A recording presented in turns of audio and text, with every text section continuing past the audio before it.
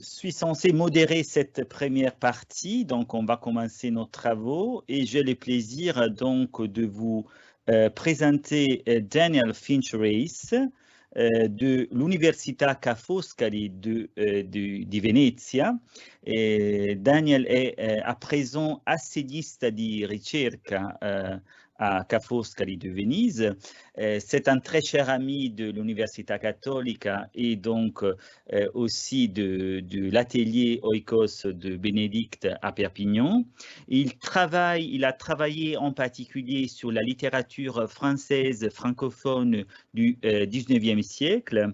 Il a coédité un texte très important, French Eco-Criticism, avec Stéphanie Posthumus chez Peter Lang. Et il a aussi coédité avec Julien Weber les numéros de 19 de l'Esprit créateur consacré à Ecopoetics en 2015 et French Eco-Criticism en 2017. Et un très beau numéro, je dirais, avec Valentina Gozzetti, un numéro double de 19 intitulé Eco-Regions en 2019.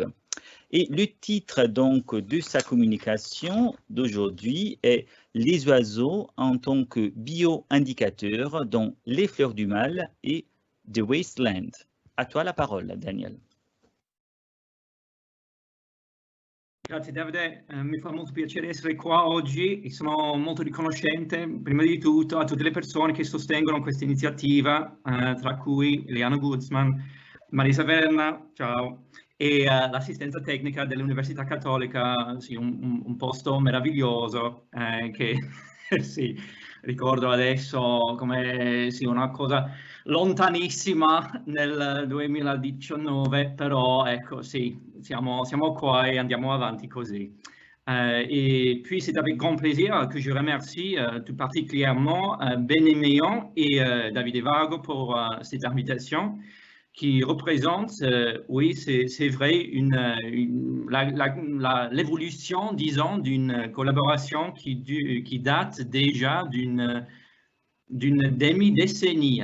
Donc oui, c'est un grand plaisir pour moi. Et donc aujourd'hui, oui, exactement, je vais vous parler de la poésie. On commence avec la poésie. Et donc là, je partage mon écran juste un instant.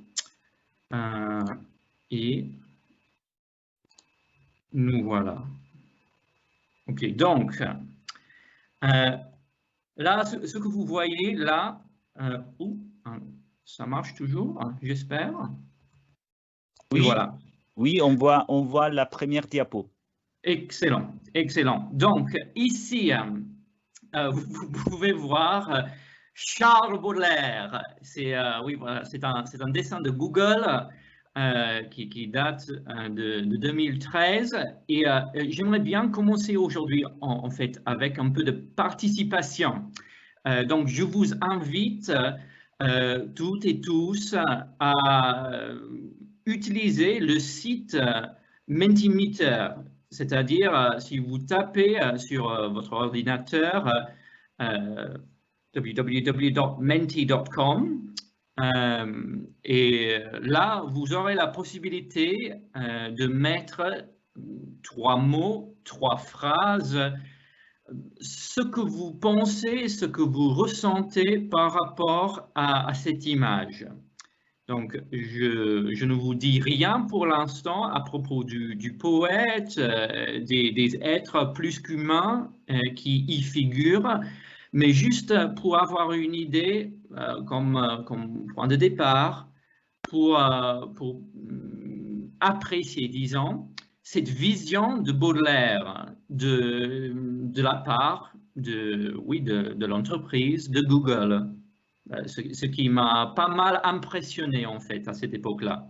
Donc, si vous voulez prendre 30 secondes, 1 minute, c'est simplement question d'accéder au site et puis de mettre le code 4567, c'est facile pour commencer, et puis 6608. Et là, vous aurez la possibilité de mettre, comme je viens de dire, 3 mots ou 3 phrases à votre guise. Donc, je vous donne, oui, 1 minute, mettons, et voyons les réponses. Moi, je l'ai fait. En tant que modérateur, je l'ai fait. Excellent, merci David. Encore 15 secondes peut-être.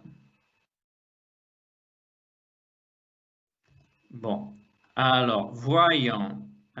Là, je vais vite changer.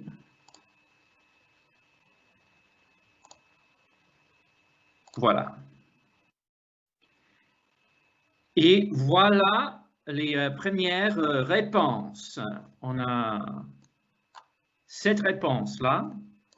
Et voilà, déjà une diversité d'idées, ce qui m'impressionne. Excellent, excellent.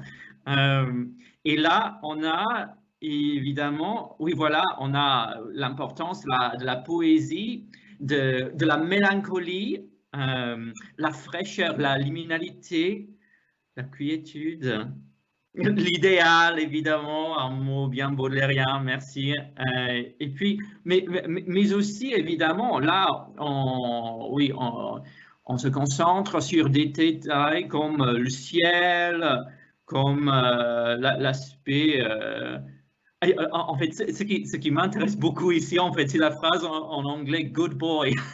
Donc là, il y aura d'autres choses à dire là-dessus, j'imagine. Et bon, donc là, mais l'aspect qui me frappe tout particulièrement ici, comme vous l'avez déjà remarqué, j'imagine, c'est le manque de référence aux 2 oiseaux.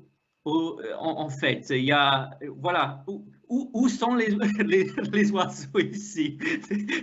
C'est ce que je me demande. Mais bon, en fait, parce que ce qui arrive ici, c'est que là, lorsque vous tapez vos mots sur le site, là, en fait, ce qu'on crée, évidemment, c'est une espèce de synthèse des réponses. Et là, ce qu'on voit, c'est que, en fait, toutes les personnes ont utilisé une variété de mots, puisqu'il n'y a pas de mots particuliers au centre pour dire, voilà, en fait, 2 personnes, 3 personnes ont utilisé ce mot-là. Donc, on a voilà, toute cette gamme de possibilités et c'est déjà une richesse. Et voilà le point de départ. On reviendra peut-être à cette question plus tard, puisque évidemment, il y a bien des choses à dire là-dessus. Et là, je reviens à l'image. Voilà.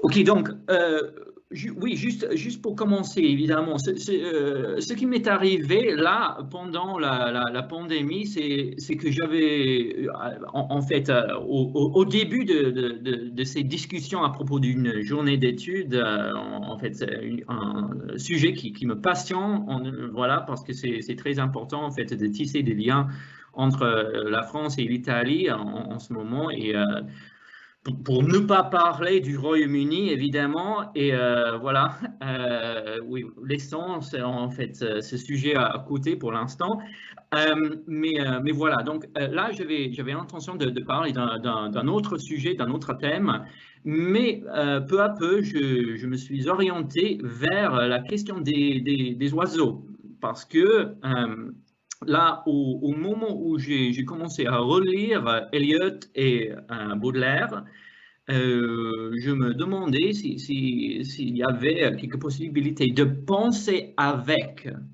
les oiseaux, c'est-à-dire d'utiliser, de revenir en fait à Donna Haraway, que Bénédicte a cité là en exergue, c'est pour penser avec, to think with, que j'essaie de faire quelque chose aujourd'hui. Et là, pour commencer, je vous donnerai quelques citations avec lesquelles je suis en train de penser pour puis passer à quelques poèmes que j'ai mis ensemble, quelques poèmes de Baudelaire et d'Eliott. Et donc, pour commencer, en fait, pour nous concentrer d'une certaine manière sur la question linguistique et la question de la biodiversité ensemble, pour mettre ces deux choses ensemble, je cite un article qui est apparu dans Resilience il y a déjà quelques années, et à propos de l'importance du langage. En fait, là, cette citation nous renvoie à la possibilité, à l'importance, aux possibilités et à l'importance des rapports linguistiques entre les êtres humains et l'environnement, les environnements plus qu'humains. Et donc, déjà, penser de la manière dont on fait aujourd'hui, pendant cette journée d'études, penser entre langues, penser entre cultures, penser à travers les frontières, c'est déjà très important. Et ici, l'importance d'utiliser le langage pour apprécier les connexions entre diversité linguistique et biodiversité. Donc déjà, pour utiliser la poésie, pour apprécier la poésie de cette manière, c'est quelque chose d'important. Ce n'est pas exactement question de la poésie, et surtout pas de la poésie francophone ou anglophone d'une certaine manière, en fait, dans cet article, mais juste pour dire, il y a des possibilités ici que Davidé et Béné viennent d'évoquer. Donc là, voilà l'importance en fait d'ouvrir un peu les horizons. Et ici, pour revenir à un Simon déjà cité, pour revenir en fait à son avant-propos dans le numéro spécial de la Revue des sciences humaines qui est apparu en 2017, à propos de la zoopoétique, c'est pour penser, c'est pour apprécier les formes corporelles de réponse. Et ici, évidemment, là, il y a des moments où qu'on va apprécier des moments oui, voilà, des moments sonores, des moments gestuels, comportementale, etc., qu'on va apprécier chez Baudelaire et chez Eliott d'ici peu. Mais ce qui m'intéresse ici, c'est l'aspect de la communication. Donc voilà, pour apprécier les formes de communication des animaux et oui, voilà, d'un oiseau ou des espèces d'oiseaux qu'on va voir tout à l'heure. Et c'est pour ça, en fait, parce que c'est déjà penser à la poésie comme une espèce particulière de communication, d'une forme particulière de communication avec ces formes particulières, évidemment, surtout en France, par exemple, si on pense à l'alexandrin, etc. Là, c'est pour penser à cela. Et aussi pour penser à l'importance des oiseaux comme signe d'une situation, comme précurseur d'un danger ou d'une situation dangereuse. Et là, on vient d'évoquer l'importance de l'oikos, de l'écopoétique. Et ici, j'aimerais bien mettre en avant le zoon, c'est-à-dire l'importance des animaux oui, exactement, pour cette poétique, pour le poème. Et ici, juste pour avoir une idée pour penser aux oiseaux comme, oui, voilà, comme indicateur pour la biodiversité. Deux citations. La première de la part d'un géographe et en fait ici c'est pour apprécier la façon, l'aspect en fait de coexistence des espèces d'oiseaux qu'on connaît par exemple dans les villes ou dans les zones rurales ou bien en fait là dans la banlieue par exemple. C'est important aujourd'hui des milieux anthropiques pour les oiseaux. Et ici, évidemment, c'est ce rapport entre les actions des êtres humains et les actions des espèces plus qu'humaines. Et en fait, ce qui est très important ici, c'est la connexion entre les deux. Évidemment, on ne peut pas penser l'humanité sans penser la plus qu'humanité. Mais pour les personnes, les participants ici, ça c'est déjà, j'imagine, plutôt évident. Et ici, oui, un article qui fait partie d'un volume en fait, à propos de la biodiversité des oiseaux et pour oui, relever l'importance en fait et le statut particulier des oiseaux. Et ici, en fait, c'est la question de la diffusion, disons, non, en fait, pour parler de l'étendue des présences d'oiseaux et la façon dont on peut les considérer d'une manière assez précise.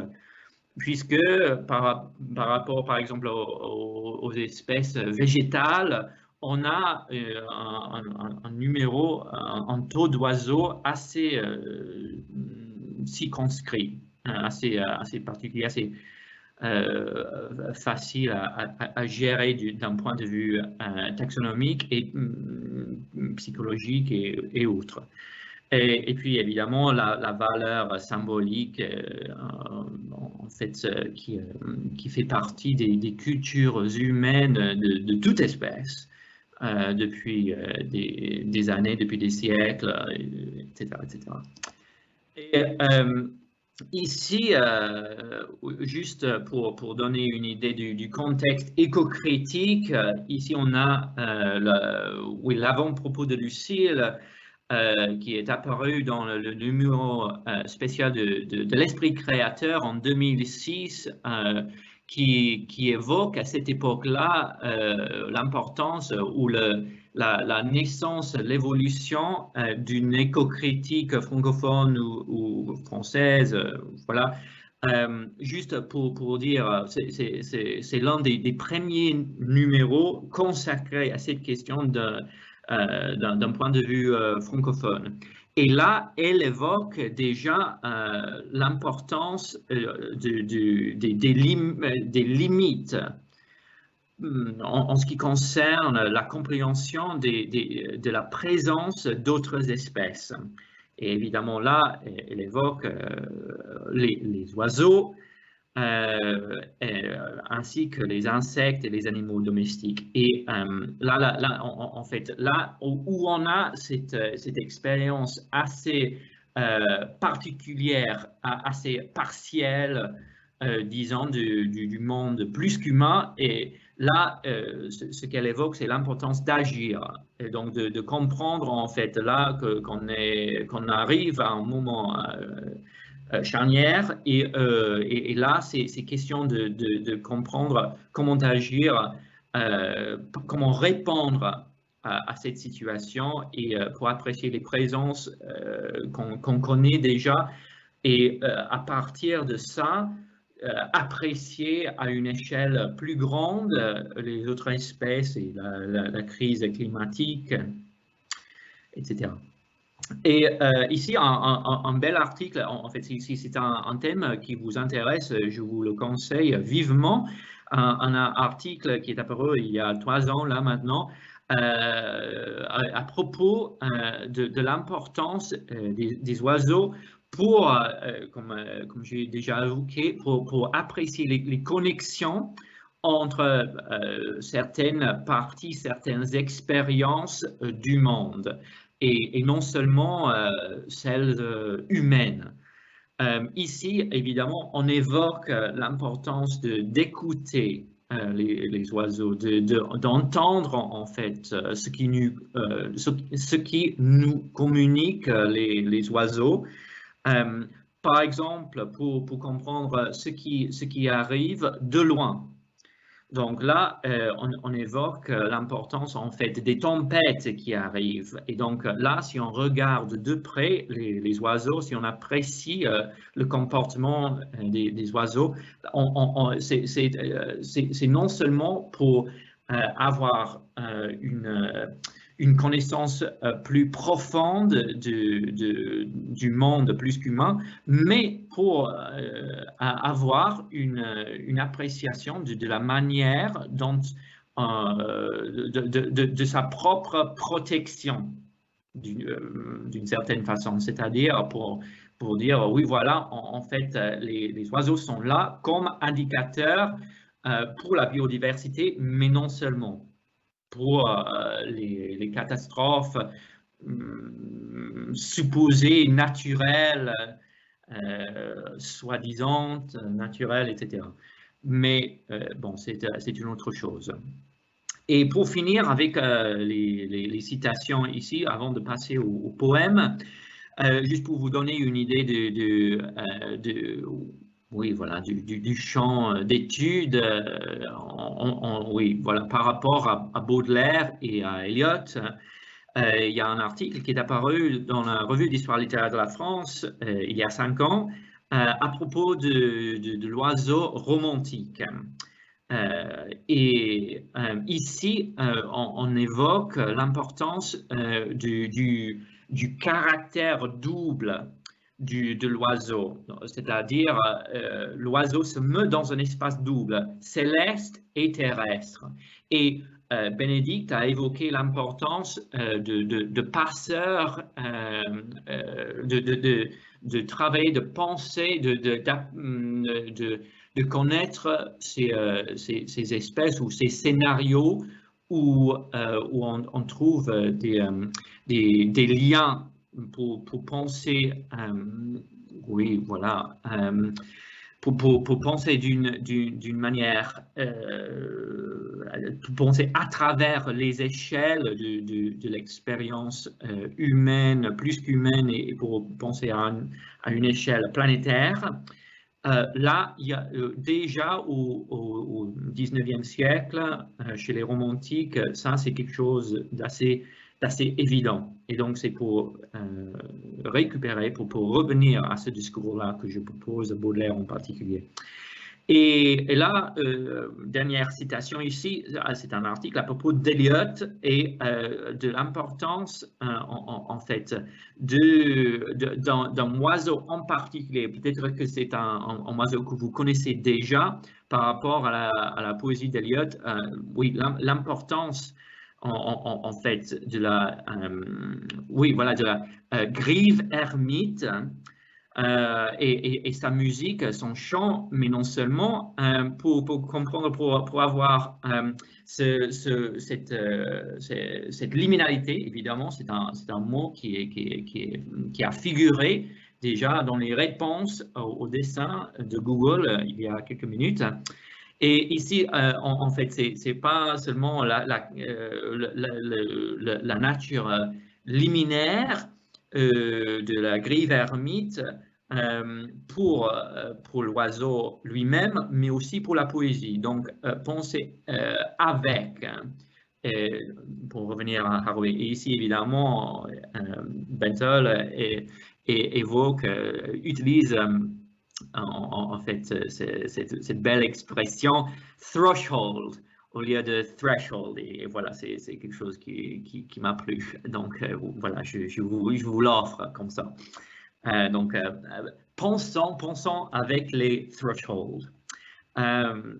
Et ici, alors, vite fait, je veux vous parler de quelques poèmes de Baudelaire et d'Eliot, en fait, de quelques poèmes qui figurent tous dans les Fleurs du Mal et The Wasteland.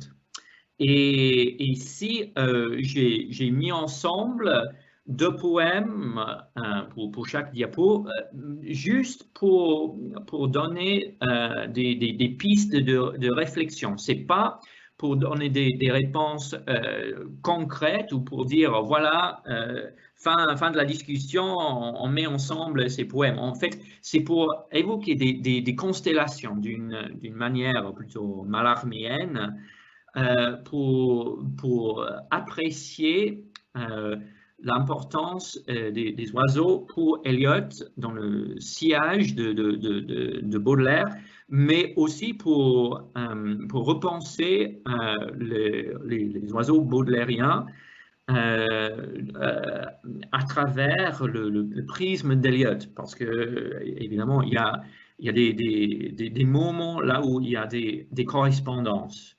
On peut le dire ainsi. Donc ici, j'évoque évidemment l'Albatros. Pour commencer, c'est le 2e poème du recueil de la version des Fleurs du Mal de 1861, de la 2e édition. Et ici, j'aimerais bien insister sur l'importance du comportement en fait de l'oiseau.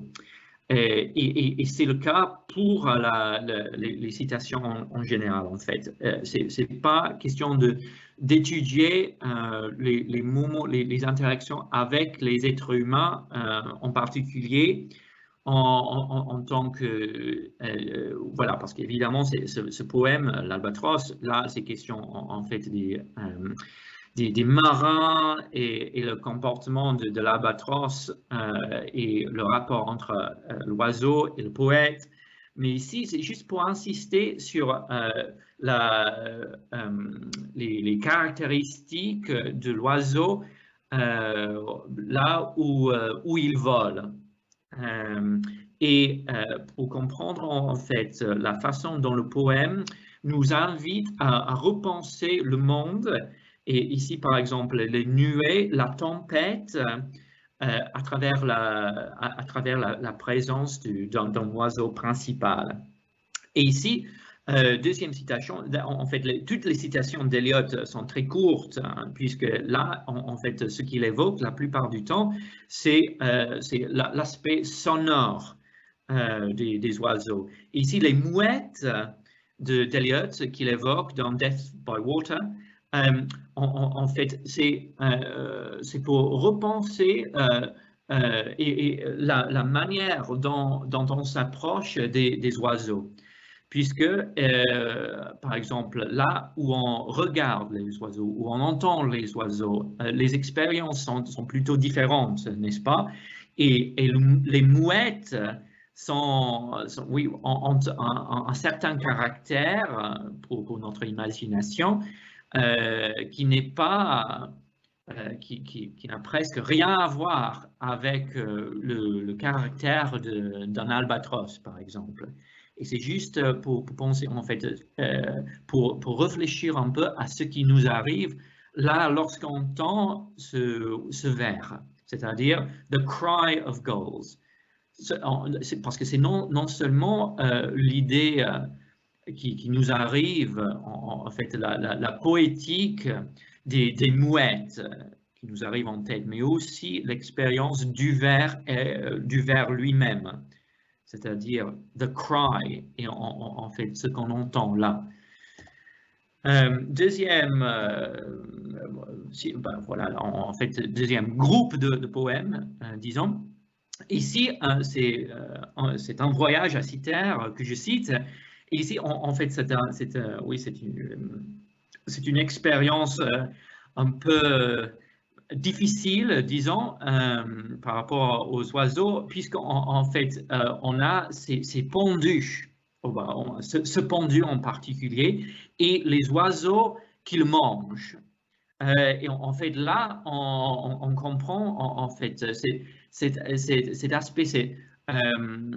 aspect furieux des oiseaux qui mangent en fait. Et l'aspect, en fait, je cite ce poème, ces vers-là, pour évoquer en fait, pour insister sur les correspondances, sur les liens entre l'être humain et les êtres plus qu'humains, en fait, puisque on fait partie, oui, d'un seul monde. Et on est ensemble, et en fait, là, on a déjà l'aspect de l'arbre, l'idée de l'arbre et du gibet au début, les branches du gibet et comme les branches de l'arbre, mais aussi l'importance ici, en fait, c'est le retour de la matière humaine, si je peux utiliser cette expression-là,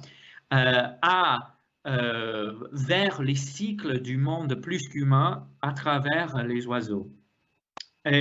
Et ici, deuxième citation de What the Thunder Said, cinquième et dernière partie du Wasteland.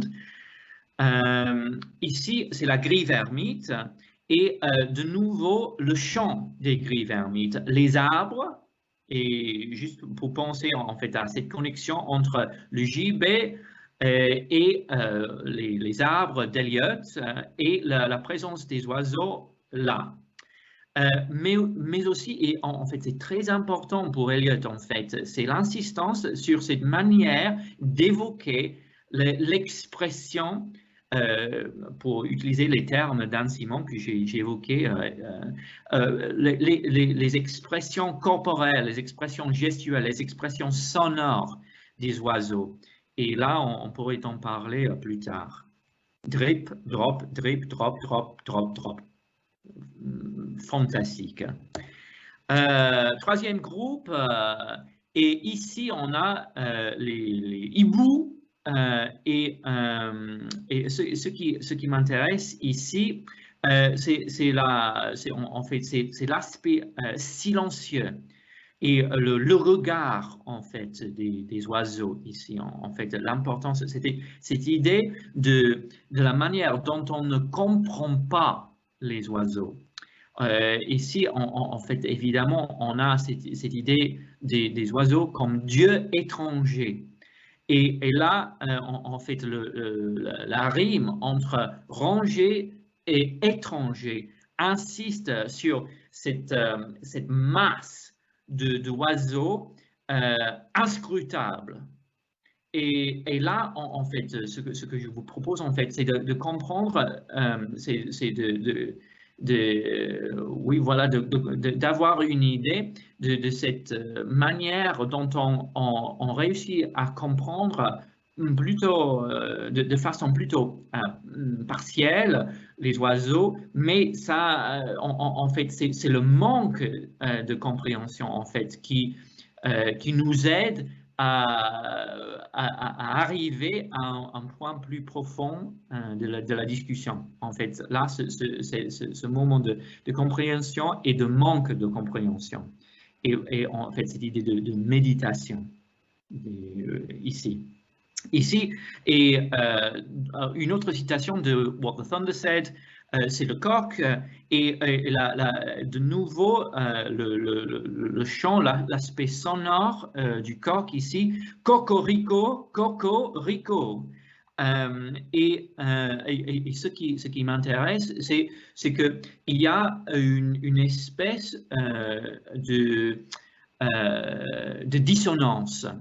Là où on rencontre, là où on lit, là où on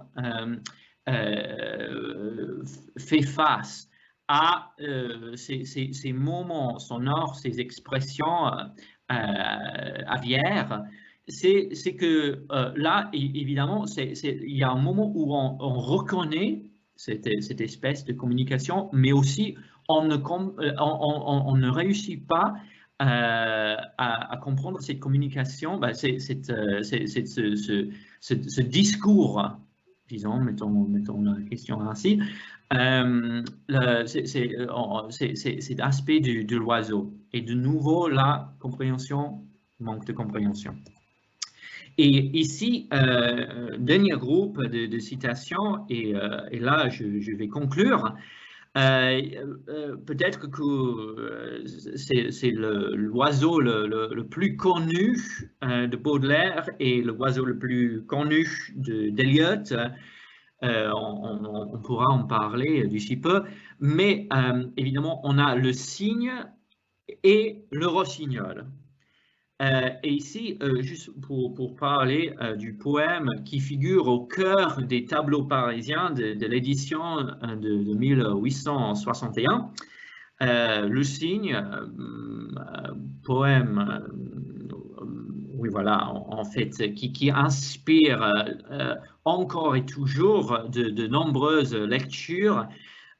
Mais la plupart du temps, les lecteurs, les analyses ne se concentrent pas de façon très précise sur la nature de l'oiseau lui-même, du cygne.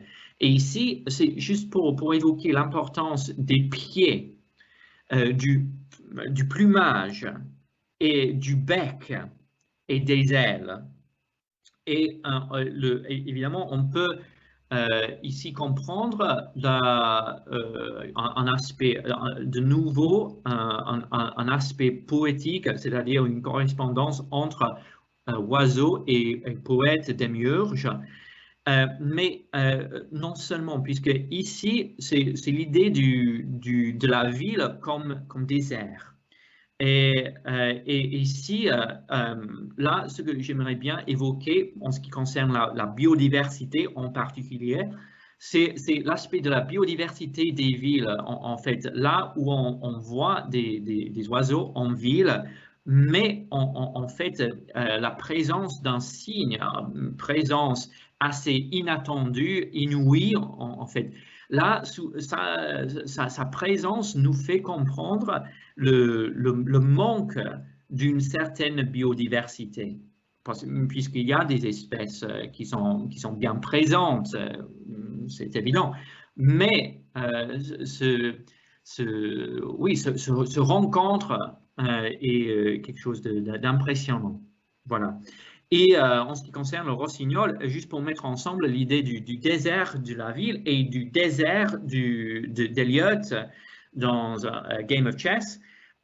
Et là, évidemment, on a ce rapport chez Eliot, en fait, on a ce rapport entre ville et désert, entre monde rural et ville, monde rural et désert, etc.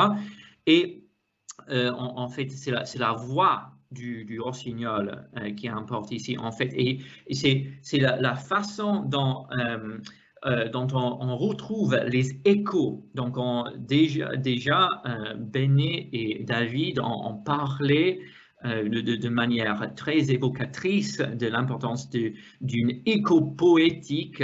Donc, si on utilisait éco-poétique, éco-poétique, et là, j'aimerais bien parler de éco-poétique. Et là, avec un H, écho avec un H. Pour parler, en fait, là, pour revenir à la question, Julien Weber s'est occupé dans le numéro de l'esprit créateur qui est apparu en 2017, c'est-à-dire les échos, et en plus dans le numéro de 19 par rapport à Mallarmé et la traduction de Poe. Mais ici, en fait, c'est la manière dont les gestes sonores des oiseaux nous ouvrent à d'autres expériences. Et là, je conclus, puisque c'est bien le temps pour conclure, mais juste pour revenir un instant à ce qu'on avait proposé au début juste pour vous montrer à nouveau ce qu'on avait écrit, ce qu'on avait évoqué à ce moment-là. C'est juste pour dire, nous voilà. Et là, pour revenir au point, oui voilà, au point d'où on est parti, là, c'est juste pour dire, voilà, pour comprendre le voyage, pour utiliser un autre mot, un autre terme bien baudelairien, c'est pour comprendre en fait ce qu'on a fait nous, ensemble, en pensant avec ces poèmes, en pensant avec ces citations, avec ces théories. Et c'est juste pour finir, pour dire, pour insister à nouveau sur mon appréciation de cette journée d'études, de la présence des amis et des autres personnes qui sont là, en fait, de nouveaux amis peut-être, j'espère bien, de nouveaux et de nouvelles amis. Et oui, un remerciement encore à Béné et à David pour cette occasion, puisque évidemment, là, ce qu'on a vu déjà, c'est une question très importante pour l'avenir de l'éco-critique et des relations entre être humain et être plus qu'humain, surtout les oiseaux. Merci bien. Merci. Bravo Daniel, merci pour cette communication, je dirais, bien vivante, hein, dans tous les sens du terme. Et bon, tu as évoqué justement les vers de l'animal par le biais des vers de la poésie, à la fois de la poésie de Baudelaire et d'Eliott. Et à mon avis, donc, ta communication était bien ciblée avec les propos de notre introduction.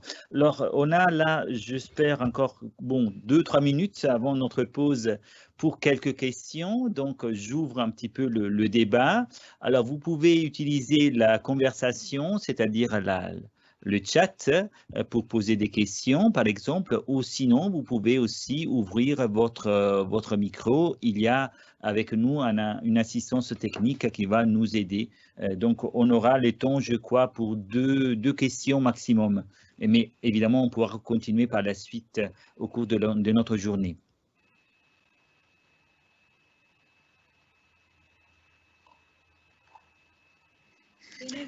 Béné, allez-y. Je peux? Oui, vas-y. Oui. Je voulais revenir sur cette peinture de Baudelaire. Et moi, j'ai dit en plaisantant, ce qui m'est venu à l'idée, c'est que Charles Baudelaire avait déplumé la mouette. Et bien sûr, ce que je voulais dire par là, c'était que ce qui m'avait sauté aux yeux, c'était le lien entre la plume et les oiseaux. Oui. Les oiseaux qui encadrent la plume qui est au milieu, et que souvent la plume, c'est un peu la métaphore par excellence du poète. Mais c'est pas juste une métaphore, c'est aussi une synecdoque d'un oiseau.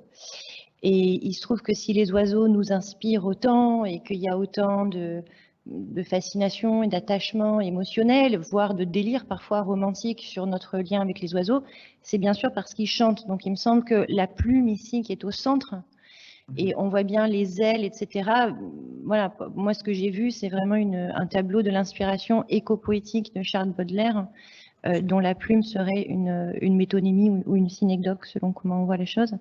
Et l'autre chose qui m'a vraiment frappée dans les citations que tu as choisies, c'est la citation de... en fait, il y en a deux, je pense que c'était sur la même diapo, où il y a Eliott avec le coq et Baudelaire avec les hiboux. Et ce qui m'a frappé, c'est comment on a d'une part un décentrement de la perspective dans la citation que tu donnes sur les hiboux, puisqu'en fait, on se focalise, notre attention est portée sur ses yeux. Et tu l'as très bien dit, Daniel, c'est le caractère inscrutable de cette masse corporelle animale dont le monde nous est inaccessible, en fait. Et en même temps, c'est eux qui nous regardent finalement, puisqu'il y a ces yeux qui, quand on les regarde, on se retrouve face à ces yeux qui scrutent le monde en retour. Et cette conclusion ou interprétation du poète comme quoi les oiseaux méditent est intéressante. Je ne suis pas sûre qu'ils méditent, les oiseaux, mais en tout cas, nous, ça nous donne à méditer sur le monde qu'habitent les oiseaux et qui nous est parfaitement, en grande partie inaccessible. Et un petit peu dans le même ordre, il me semble que c'était très, très éco-poétique et zoopoétique ce que tu as cité de Eliot. C'est cette citation sur le coq. Alors déjà, pourquoi Eliot cite-t-il le cri du coq en français et non cock-a-doodle-doo comme le coq fait en anglais? Et donc, on a une défamiliarisation là quand même qui vient d'une part de la langue étrangère, puisqu'il a cité une langue étrangère humaine dans son poème en anglais. Et bien sûr, c'est la langue étrangère, puisque c'est la langue du coq, en fait, telle que nous, on se la traduit avec les oreilles francophones ou anglophones avec lesquelles on l'entend. Et il me semble que là, la défamiliarisation, elle est vraiment... il y a un décentrement qui passe par la défamiliarisation du langage. Non seulement on nous rappelle à quel point il y a ces langages animaux, qui ici est poétisé, mais combien aussi à la base, peut-être dans la naissance du langage, puisqu'on a cock, stud et roof tree juste au-dessus.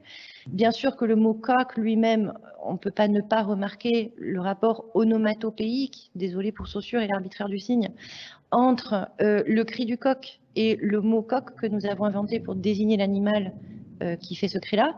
Et il me semble qu'il y a aussi dans la répétition des O omniprésente dans la phrase, en fait, même visuellement, il y a un effet de presque de rime poétique, en fait, là.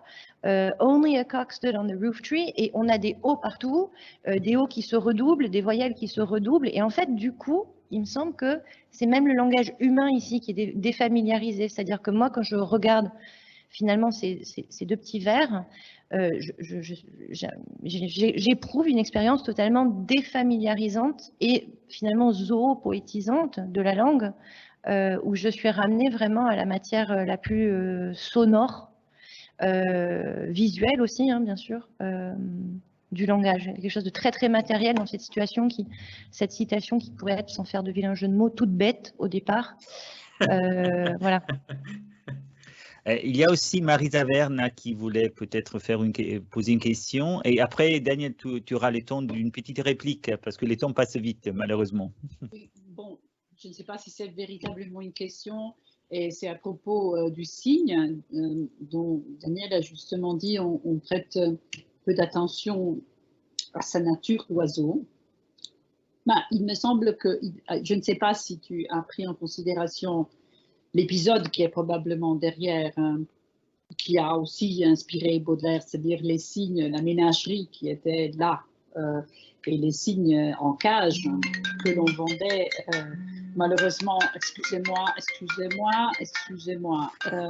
Aucun problème, ça arrive. C'est incroyable. Qui était là pour être vendu et probablement mangé à cette époque.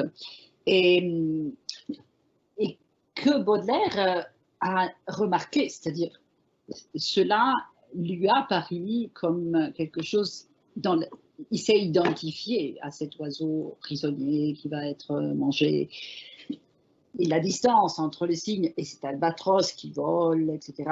Le cygne, ses pieds palmés, qui est par la suite comparé à la négresse, qui aussi se trouve en pays étranger, comme si cette diversité était limitée, était frustrée du côté animal et du côté humain dans ce poème. Donc, je ne sais pas si c'est une question, c'est-à-dire c'est un dialogue. Voilà.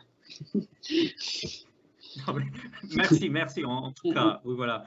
Oui. Non, mais c'est ça exactement. Et en fait, là, oui, en fait, évidemment, je vous remercie toutes les deux pour ces commentaires, puisque évidemment, il y a d'autres aspects qu'on pourrait élargir, disons, pour apprécier d'autres aspects, en fait, la défamiliarisation, mais aussi l'aspect un peu trop familier du cygne, en fait. Et c'est ça, exactement, en fait, le fait que la plupart des cygnes appareils à cette époque seraient là pour être mangés.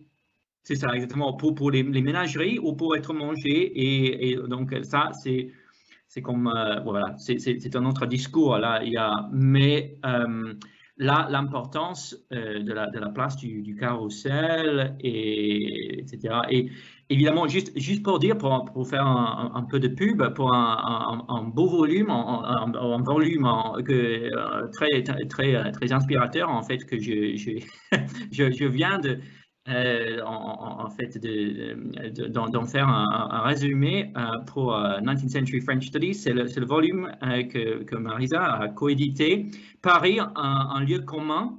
Je vous le conseille toutes et tous si vous avez envie en fait d'étudier de plus près ces questions par rapport à Paris à cette époque-là, pour les guides touristiques, pour les expériences de la ville, etc. Et évidemment, autre chose, Béné est parti à un instant, mais juste pour dire qu'il y a aussi le numéro de texte et contexte et qui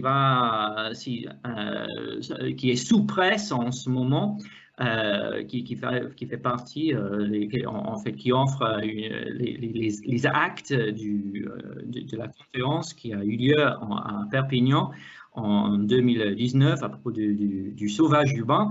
Et là-dedans aussi, les questions de la défamiliarisation de l'expression plus qu'humaine et des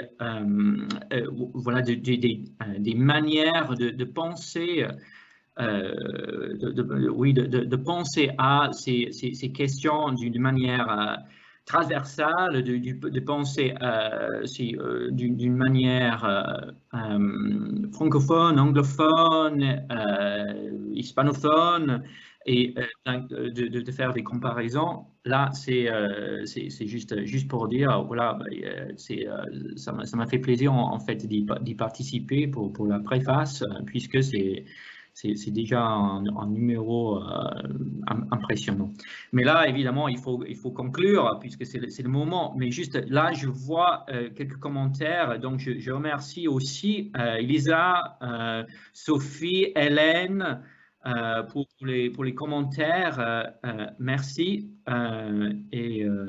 Et puis, voilà, David. Oui, tu auras les temps peut-être après la pause ou pendant la pause de répondre par chat, par exemple. Parce que là, du coup, alors, Bénédicte a laissé un petit moment la salle parce que justement, c'était la pause café. Donc, il faut aérer la salle parce que pour des raisons évidentes. Donc, je vous propose de répondre, puisqu'on a pris 5 minutes de retard à peu près, de répondre à 10h50. Comme ça, on aura le temps d'un petit café et arrêtez vos salles, s'il vous plaît, parce que c'est très important. À tout à l'heure. Merci.